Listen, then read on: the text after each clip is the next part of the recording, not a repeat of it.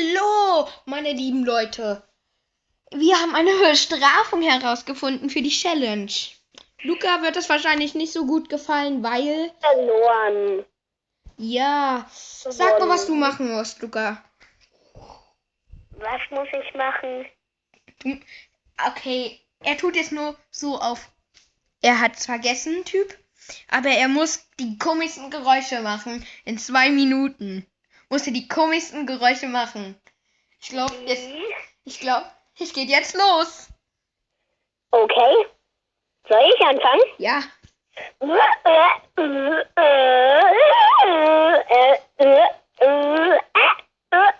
So richtig heftig, so richtig so.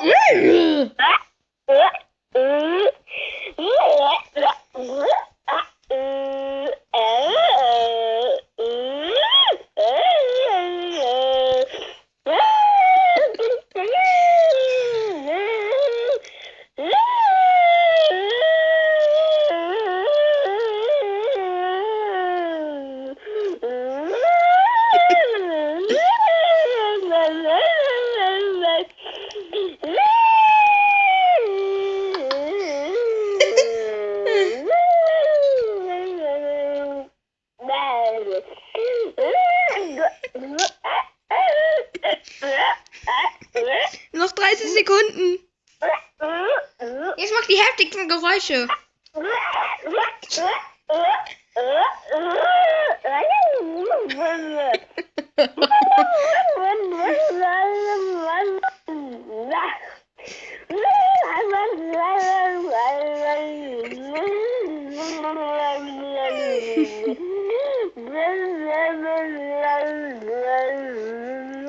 So, die 2 Minuten sind vorbei.